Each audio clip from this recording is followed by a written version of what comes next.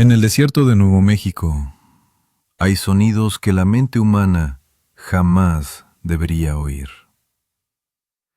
Hay imágenes que el ojo humano jamás debería ver. Y hay secretos que el gobierno guarda en archivos clasificados, marcados como desconocido. La clasificación que más teme. Socorro. Un pequeño pueblo perdido en la vasta extensión de Nuevo México. El nombre se traduce como ayuda. Así lo bautizaron los conquistadores españoles cuando los indígenas Piro los salvaron de la muerte en el desierto de la Jornada del Muerto. A 1200 metros sobre el nivel del mar, a 110 kilómetros al sur de Albuquerque, rodeado de antiguos volcanes e interminables llanuras de mezquite, aquí, donde los coyotes aúllan a la luna, y el viento susurra secretos al oído de los árboles muertos, el tiempo transcurre de forma diferente. Aquí, el pasado y el presente se entrelazan en patrones extraños, y la realidad, a veces, se resquebraja.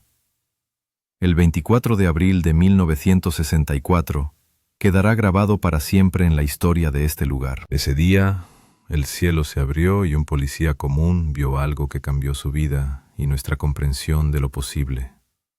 Esta es la historia de Lonnie Zamora y el día en que el desierto reveló uno de sus secretos más oscuros. Dionisio Zamora, ese era su nombre completo, aunque todos lo conocían simplemente como Lonnie, nació el 7 de septiembre de 1933 en Magdalena, un pequeño pueblo a 1 hora en coche de Socorro. Tenía 31 años cuando tuvo ese fatídico encuentro. Veterano de la Guerra de Corea, donde aprendió a no entrar en pánico bajo fuego enemigo y a distinguir los sonidos de la muerte de los sonidos de la vida. 23 años en la Guardia Nacional de Nuevo México lo habían convertido en un hombre que no le temía a la oscuridad, ni a la soledad, ni a la responsabilidad.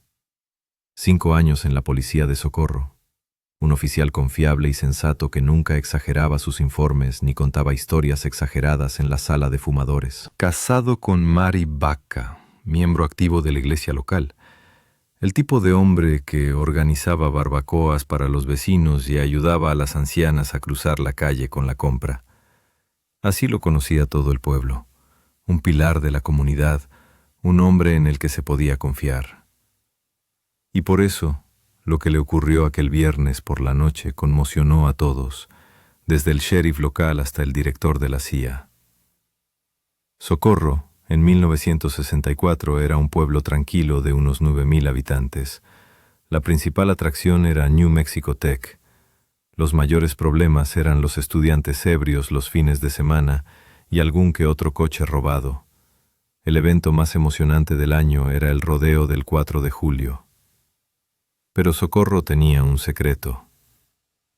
A 60 kilómetros al sur se encontraba White Sands Proving Ground, el mayor campo de pruebas militares de Estados Unidos. Aquí, en 1945, se detonó la primera bomba atómica. Aquí se probaron los cohetes alemanes V-2 capturados. Aquí, en el más absoluto secreto, Estados Unidos se preparó para la carrera espacial. En 1963, la NASA comenzó la construcción de unas instalaciones para probar los sistemas de propulsión del Apolo. El primer encendido de un motor de cohete de 20,000 libras de empuje tuvo lugar el 22 de septiembre de 1964, 5 meses después del incidente de Zamora. El capitán Richard T. Holder, comandante del sitio norte de White Sands, vivía en Socorro. Pasaba a diario por el arroyo donde se había celebrado la reunión. Sabía de todos los proyectos clasificados de la zona, y fue el primero en llegar al lugar. ¿Coincidencia o algo más? El 24 de abril de 1964 fue un día inusualmente tranquilo. Era viernes, 17:45. El sol se deslizaba hacia el horizonte, teñiendo el desierto de tonos dorados y sangre. La temperatura era de unos agradables 70 grados Fahrenheit. Una ligera brisa del este traía el aroma de cactus en flor y una tormenta lejana. Zamora patrullaba las afueras del sur de la ciudad en su Pontiac blanco de 1964. Radio estándar, revólver enfundado, bloc de multas, Turno de rutina en un día de rutina. El despachador Nep López crepitaba por las ondas. Todos los vehículos, revisen las comunicaciones. Zamora, ¿me copia? Zamora al habla. Nep, todo está tranquilo. Genial. Quedaba 1 hora y 15 minutos de turno, pero el desierto le tenía preparada una sorpresa. A las 5:47, un Chevy negro pasó a toda velocidad junto a Zamora, claramente a exceso de velocidad. Un adolescente, por lo que parecía.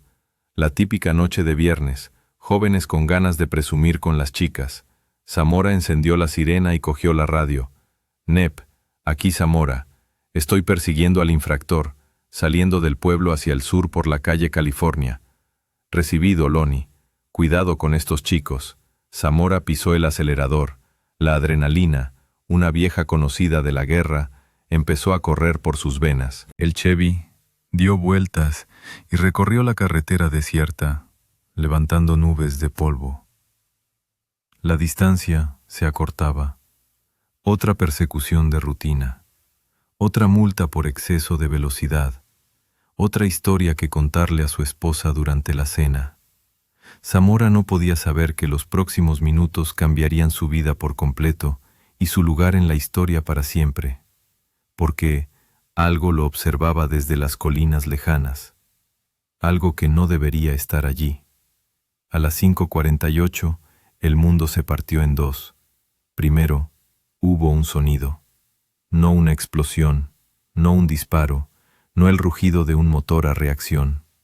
Fue un sonido profundo, primitivo, el tipo de sonido que el mismísimo infierno podría hacer al abrirse en el desierto. Un sonido que entró en el cuerpo de Zamora a través de sus huesos y le hizo vibrar los dientes dolorosamente. Zamora agarró el volante instintivamente, el corazón le dio un vuelco.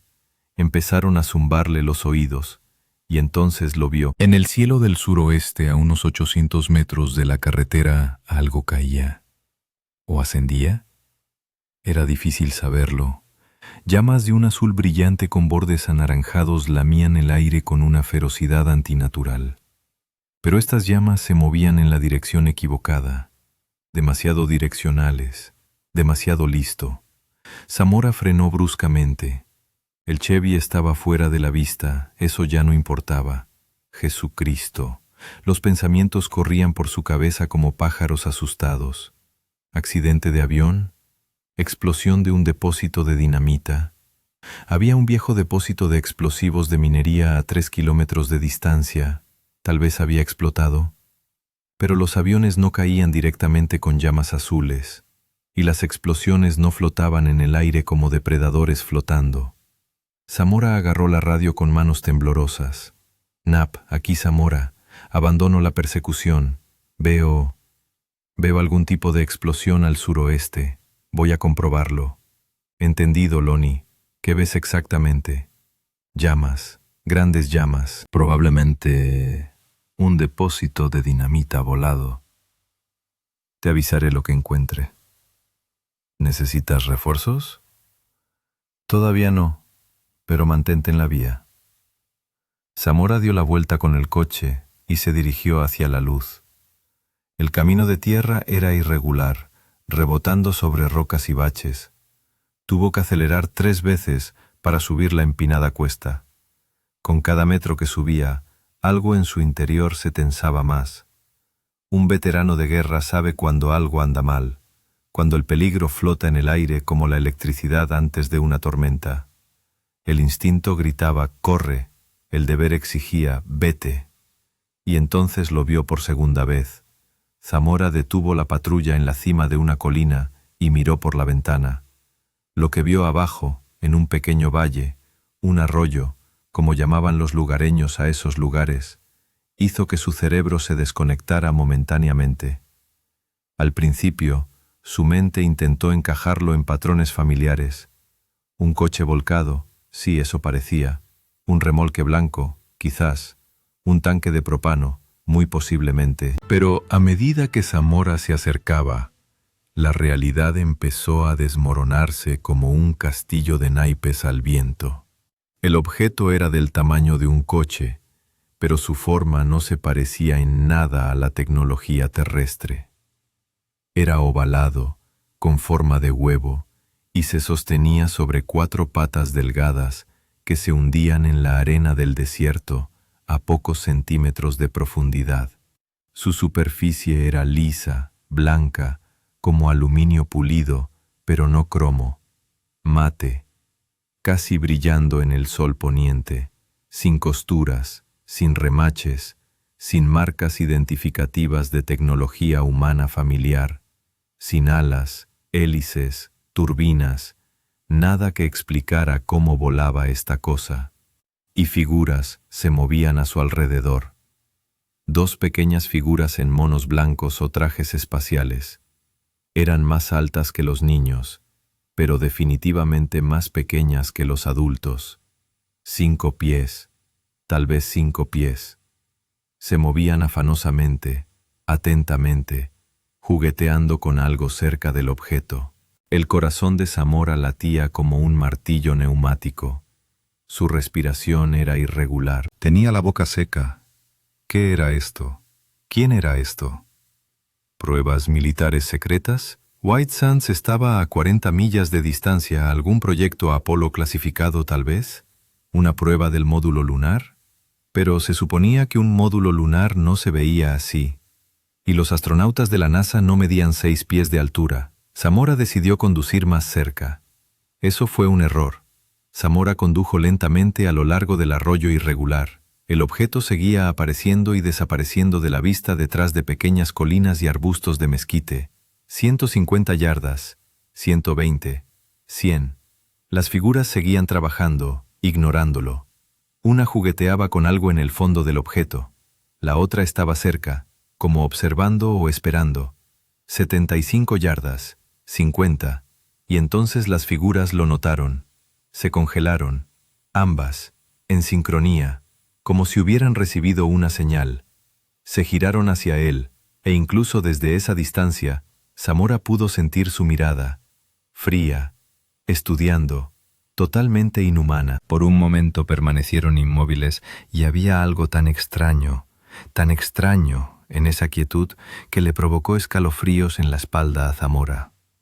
Luego giraron bruscamente y desaparecieron. No corrieron, no se escondieron, simplemente desaparecieron, como si se hubieran desvanecido en el aire o se hubieran sumergido en el objeto por una entrada invisible. Zamora detuvo el auto a unos 15 metros del objeto. Le temblaban las manos cuando cogió la radio. «Nap, soy Zamora. Envía al sargento Chávez aquí, rápido». «¿Qué ocurre, Lonnie? Envíalo, ahora mismo. Y llama al capitán Holder». «¿Holder? ¿Por qué?» «Llámalo. Dile que hay algo raro». Zamora apagó el motor y salió lentamente. El silencio del desierto lo envolvió como una pesada manta. Ningún sonido, ningún movimiento, solo él y esta cosa. Ahora podía ver los detalles. El objeto era perfectamente liso, ovalado, erguido sobre 4 patas como soportes. En un costado había un símbolo extraño. Una flecha roja apuntando hacia arriba, con una línea horizontal en la parte inferior y un arco de medio punto en la superior.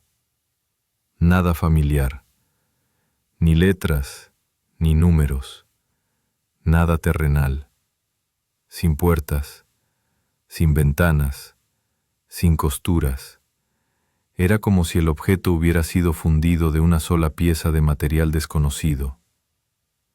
Zamora dio un paso adelante, y entonces se desató el infierno. El rugido regresó, pero 10 veces más fuerte. Se elevó desde debajo de la tierra, como si el planeta mismo gritara de dolor.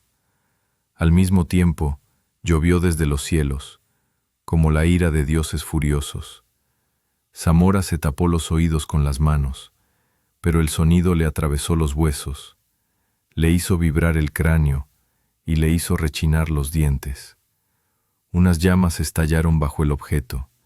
No eran llamas comunes, eran una columna de energía pura, azul brillante en el centro con bordes naranjas, tan intensa que Zamora cerró los ojos instintivamente. El calor le golpeó la cara como un alto horno. Arena y rocas volaron en todas direcciones. Los arbustos de mezquite comenzaron a humear y a arder. El objeto comenzó a elevarse, lentamente, inexorablemente, silenciosamente, salvo por el rugido infernal desde abajo, sin hélices, sin turbinas, sin reactores, solo llamas azules y una levitación que desafiaba todas las leyes de la física conocidas. Zamora corrió hacia el coche. Su instinto de supervivencia le gritaba que saliera de allí inmediatamente, antes de que esta cosa le hiciera lo que le hizo al aire a su alrededor, lo hiciera pedazos. Tropezó, cayó, se raspó las manos con las rocas, se levantó, siguió corriendo. Su corazón latía con tanta fuerza que temía que explotara. Pero algo lo hizo darse la vuelta. La cosa flotaba en el aire, a unos 6 metros del suelo. Las llamas se habían extinguido. El rugido se apagó tan repentinamente como había comenzado. Por un instante, reinó un silencio sepulcral, un silencio que le oprimió los tímpanos con más fuerza que cualquier otro sonido. En ese silencio, Zamora oyó su propia respiración. Rasposa, presa del pánico y algo más. Un suave silbido, como el viento, pero no había viento. Entonces, la cosa salió disparada hacia adelante, no cogiendo velocidad gradualmente como un avión, no maniobrando como un helicóptero, simplemente pasó del reposo a volar a una velocidad monstruosa. En segundos era una mota en el horizonte, desapareciendo tras la cordillera del suroeste en dirección a México. Zamora se quedó allí, respirando con dificultad, mirando el cielo vacío. Le zumbaban los oídos.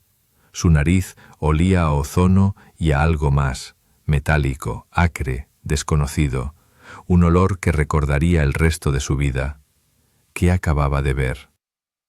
El sargento Sam Chávez, de la Policía Estatal de Nuevo México, llegó 2 minutos después. Su patrulla blanca levantó una nube de polvo al detenerse derrapando junto a la de Zamora. Chávez saltó y vio a Lonnie de pie en medio del arroyo, pálido como un papel, mirando al cielo con los ojos muy abiertos y vidriosos. «¡Lonnie!», gritó Chávez, corriendo hacia su colega. «¿Qué pasa? ¿Qué pasó?». Zamora se giró. Sus ojos eran una mezcla de horror, incredulidad y algo más. La profunda conmoción de un hombre cuya visión del mundo acababa de ser destrozada. «Sam», le temblaba la voz, «no vas a creer lo que acabo de ver. Inténtalo. Había una cosa voladora, y criaturas pequeñas con trajes blancos». Chávez conocía a Zamora desde hacía 5 años. Estaban en unidades diferentes, pero se cruzaban a menudo en el trabajo. Sabía que era un policía confiable y sobrio, que no bebía ni se drogaba y que nunca mentía en sus informes. Verlo así estaba mal. «Muéstrame», dijo Chávez. Caminaron hacia donde había estado el objeto.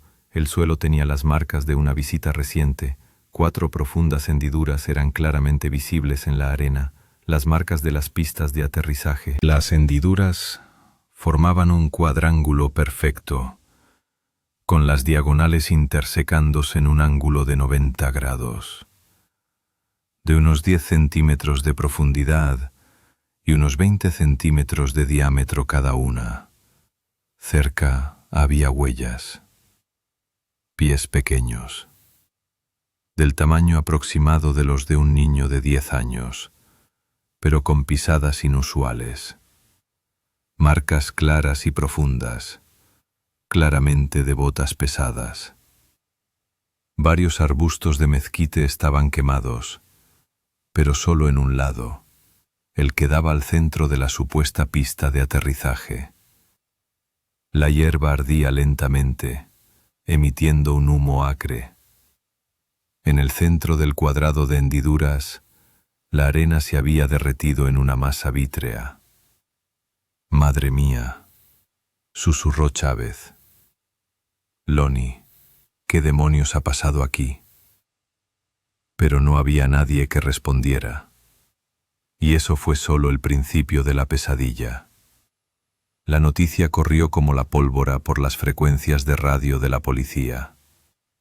El agente del FBI, Arthur Byrnes Jr., quien se encontraba en Albuquerque en ese momento, escuchó la conversación en el escáner y contactó de inmediato al capitán Richard T. Holder. Holder vivía en Socorro, pero él era el comandante de la sección norte en White Sands Proving Ground, la misma sección donde probaron los cohetes Apolo. Él sabía de cada proyecto clasificado dentro de 100 millas y sabía que no tenían nada como lo que Zamora estaba describiendo. Holder se apresuró a la escena en 1 hora con un equipo de la policía militar. Por la tarde, el área fue acordonada. Por la mañana, los representantes del proyecto Libro Azul, el programa OVNI de alto secreto de la Fuerza Aérea, habían llegado. El Dr. J. Allen Hynek, un respetado astrónomo de la Universidad Northwestern y asesor científico del proyecto Libro Azul, voló desde Wright-Patterson AFB al día siguiente. El mayor William Connor llegó desde Kirtland AFB.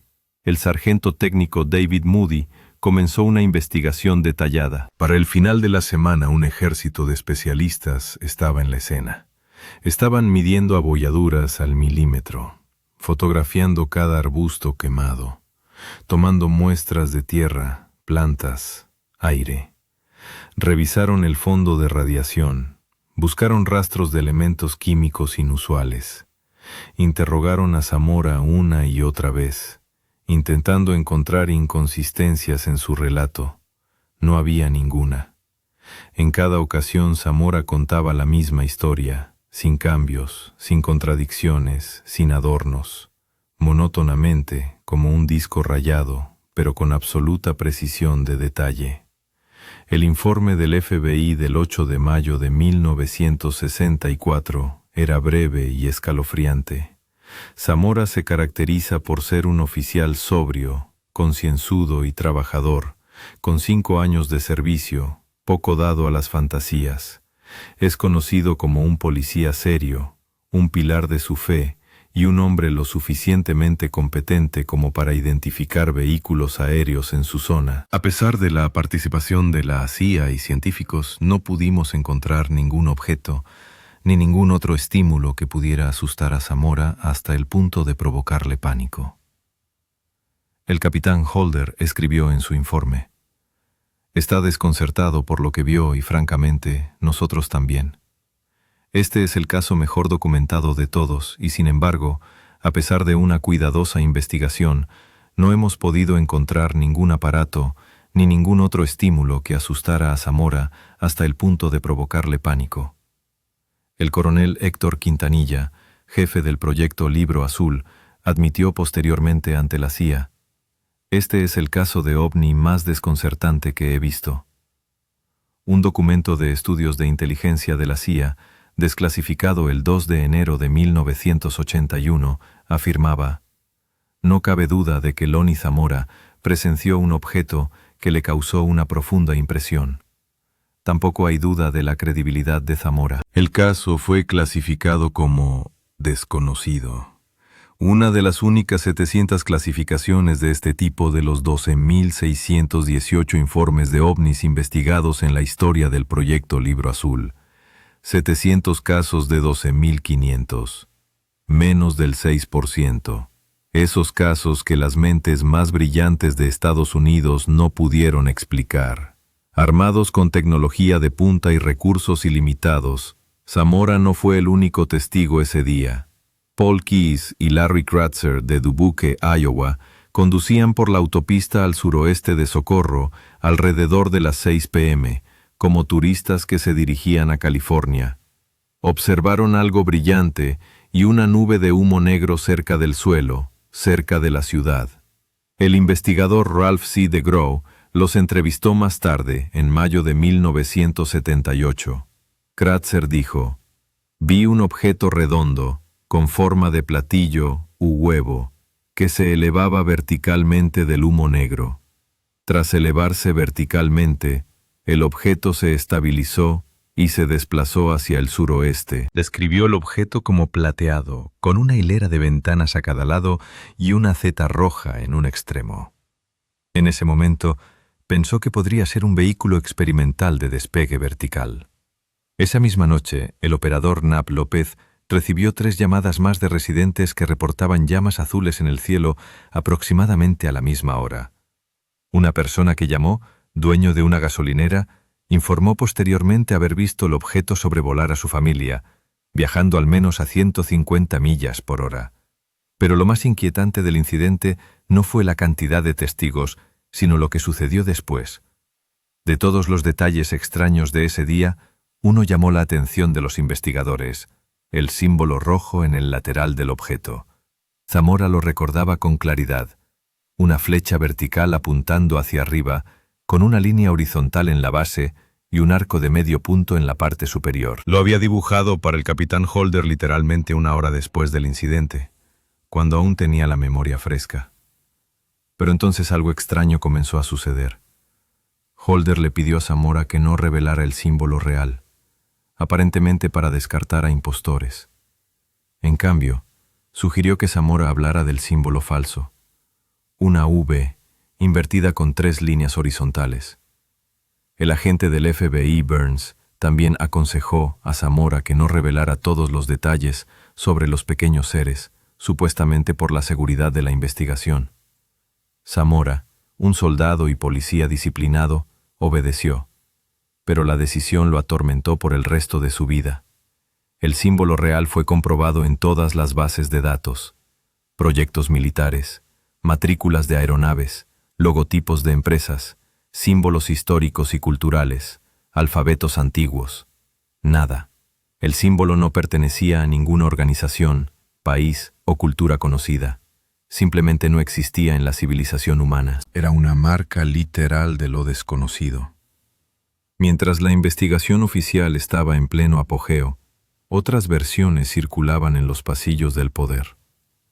White Sands en 1964 fue el centro de los proyectos más secretos de Estados Unidos. La NASA acababa de comenzar la construcción de las instalaciones de prueba de motores del Apolo.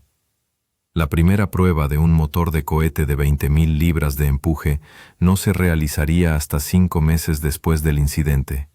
Pero ¿qué más se probó en el sitio de pruebas? Los documentos de aquellos años siguen clasificados hasta el día de hoy. Solo se sabe que el sitio de pruebas se utilizó para trabajar en los proyectos de defensa antimisiles Nike Zeus y Nike Hércules. Probaron los misiles experimentales Athena y Redstone.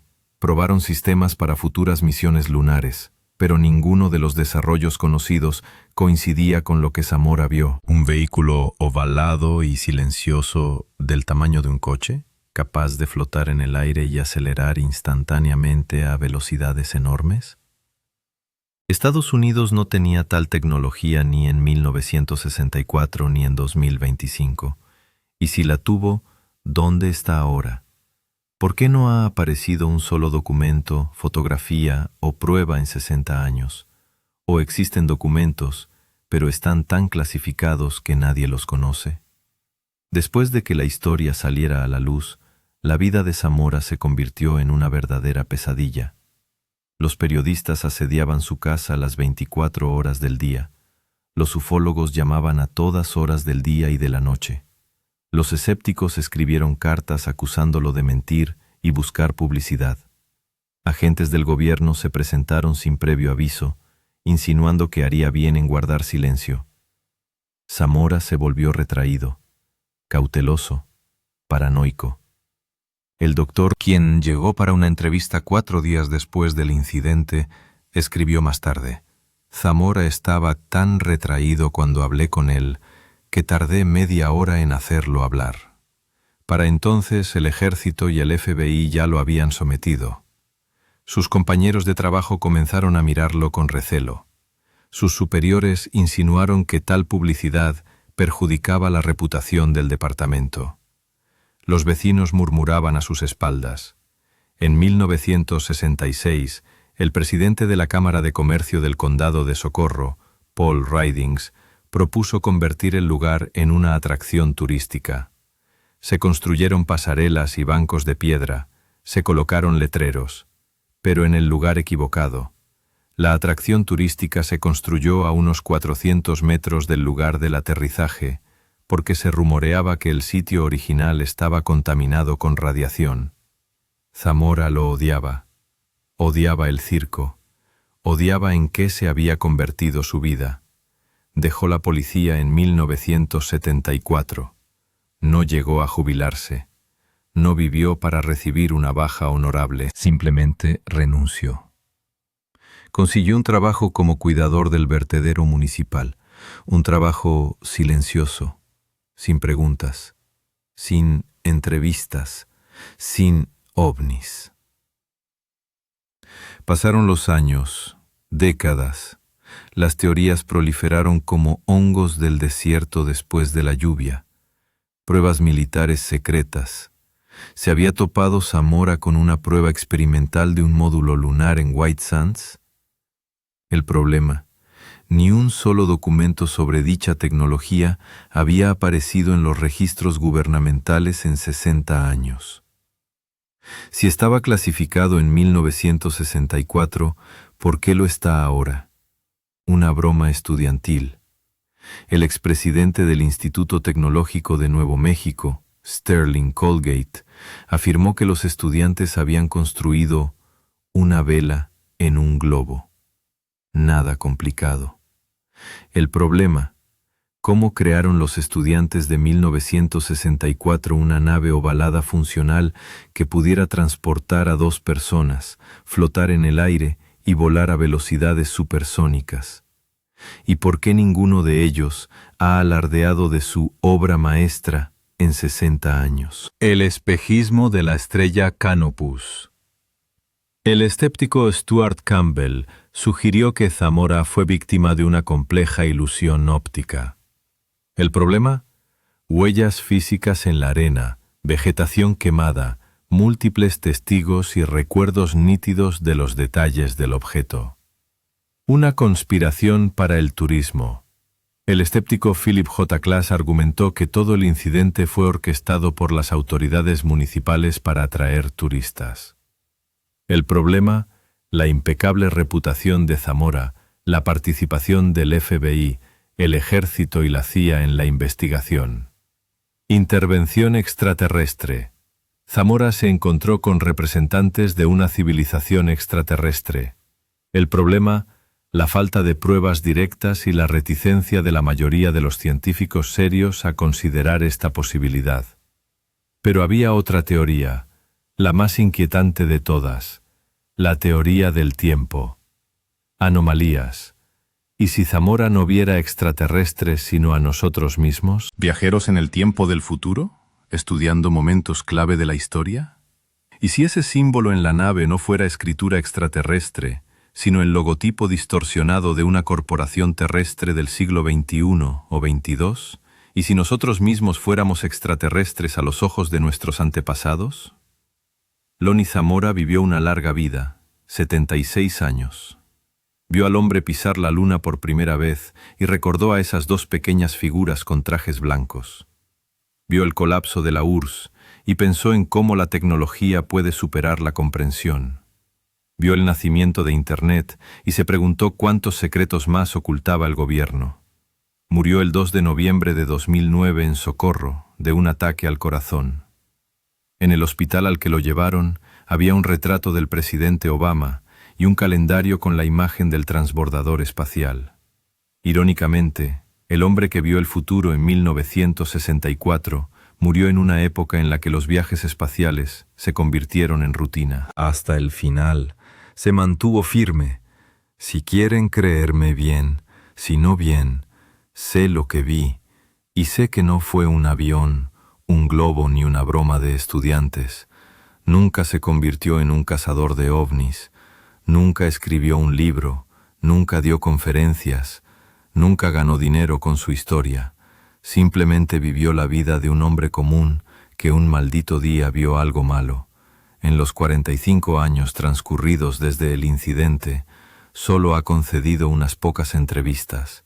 Cada vez cuenta la misma historia, sin cambios, sin adornos, sin contradicciones, como una máquina que funciona, como un hombre que vio la verdad y no pudo negarla.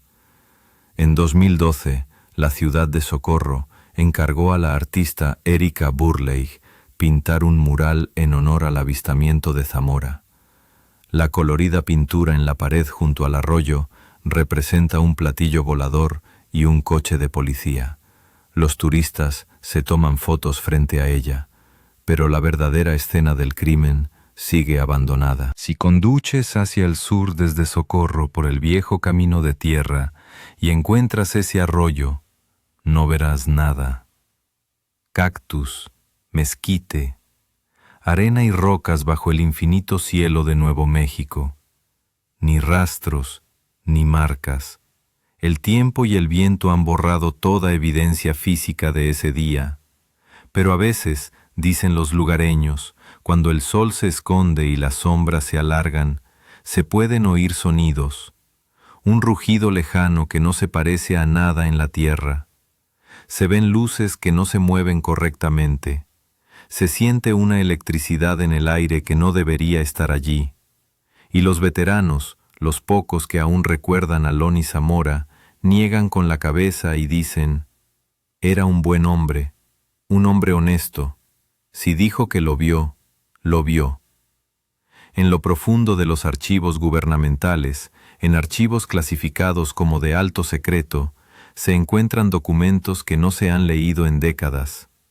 En los archivos desclasificados de la CIA de 2011 hay un memorando de 1967. El incidente de Socorro requiere atención especial. Se recomienda el monitoreo continuo de la actividad en la zona, posibles contactos de seguimiento. Contactos de seguimiento. ¿Qué significa eso? ¿Quién lo escribió? ¿Y qué sabían ellos que nosotros desconocemos? En los archivos del Proyecto Libro Azul, transferidos a los archivos nacionales en 1976, hay un archivo llamado 10 mol 73 y en 64. El archivo de Loni Zamora. 143 páginas de informes, fotografías, gráficos y entrevistas. En la última página, escrito con bolígrafo rojo, dice, desconocido. Pero hay una marca más, hecha a lápiz. Casi borrada. Apenas legible, véase Proyecto Escarabajo Plateado, archivo 1964-04-NNM.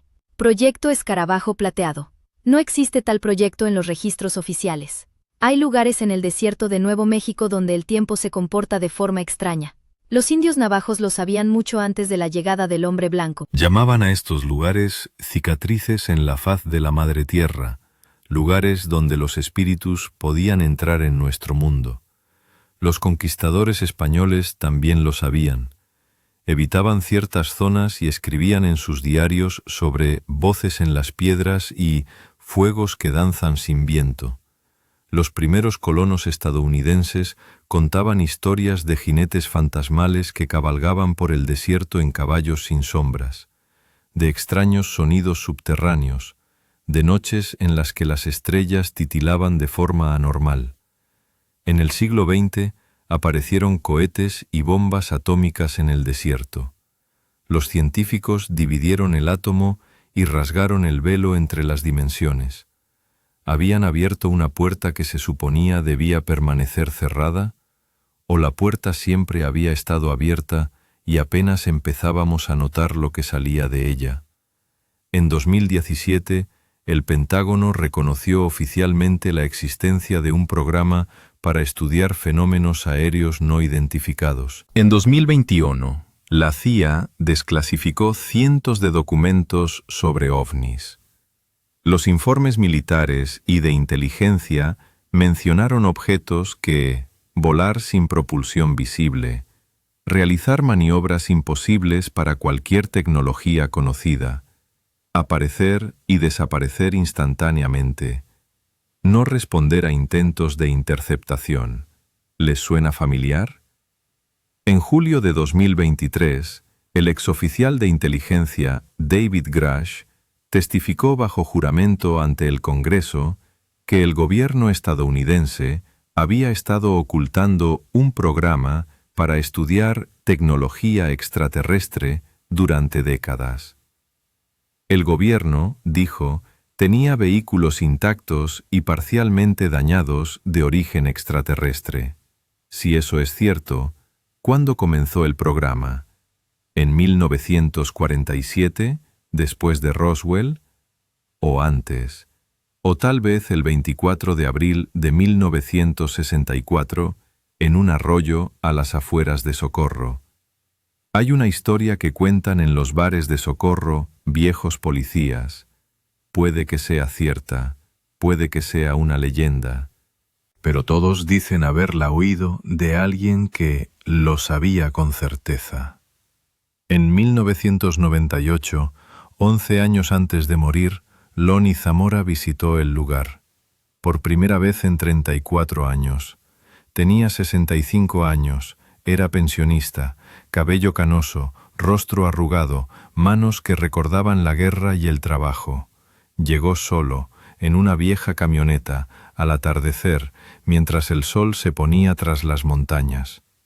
Se quedó de pie en medio del arroyo y miró al cielo, durante un largo rato, en silencio. Y entonces, dicen, susurró, «Sé que están ahí, sé que me están mirando. Si pueden oírme, nunca le he dicho toda la verdad a nadie, y nunca lo haré, pero recuerdo sus rostros». El viento susurraba entre los mezquites. A lo lejos, un coyote aulló. Las estrellas se iluminaron una a una en el cielo que se oscurecía. Y entonces, dicen los testigos, apareció una luz en el cielo, pequeña, distante, pero que no se movía ni como un avión ni como un satélite. La luz se quedó suspendida unos segundos justo encima del lugar donde una vez estuvo el objeto ovalado. Luego desapareció. Zamora asintió, como si hubiera recibido la respuesta a la pregunta que lo había atormentado durante 34 años. Se subió a su camioneta y se fue. Nunca regresó a ese lugar. Hoy, más de 60 años después de ese día, el caso de Loni Zamora sigue siendo una herida abierta en la historia, demasiado bien documentado para descartarlo, demasiado extraño para explicarlo. En el Pentágono, en cajas fuertes clasificadas, hay archivos marcados como Socorro, Nuevo México, 24 de abril de 1964. Solo las personas con una autorización superior a alto secreto saben lo que dicen. La NASA tiene un departamento que estudia fenómenos aéreos anómalos. Saben del caso Zamora, lo estudian, pero no comparten sus hallazgos. La CIA tiene un programa llamado Identificación Avanzada de Amenazas Aeroespaciales. El presupuesto es clasificado, las tareas son clasificadas. Los resultados son clasificados, pero la pregunta principal sigue siendo la misma que atormentó a Loni Zamora hasta su último día. ¿Qué era eso? Tecnología militar experimental. Pero entonces, ¿dónde está ahora? Una nave extraterrestre. ¿Pero por qué el contacto fue tan breve? Viajeros en el tiempo. ¿Pero de qué futuro? ¿O algo más? Algo para lo que aún no tenemos palabras ni conceptos. O tal vez, la explicación más aterradora es la más simple. Zamora dijo la verdad. Vio exactamente lo que dijo. Y eso significa que vivimos en un mundo donde lo imposible es posible. Un mundo donde criaturas de otro lugar pueden aterrizar en el borde del desierto, o de otro tiempo, o de otra dimensión. Un mundo donde un policía común, en una noche de viernes cualquiera, puede encontrarse con algo que destruirá todas sus nociones de la realidad. Y lo más aterrador de todo esto es que aún no sabemos si esta historia ha terminado, o si apenas está comenzando. Gracias por escuchar. Si te gustó esta historia, suscríbete a nuestro canal para no perderte las nuevas. Escribe en los comentarios, ¿crees en los ovnis? Quizás tú mismo has visto algo inexplicable.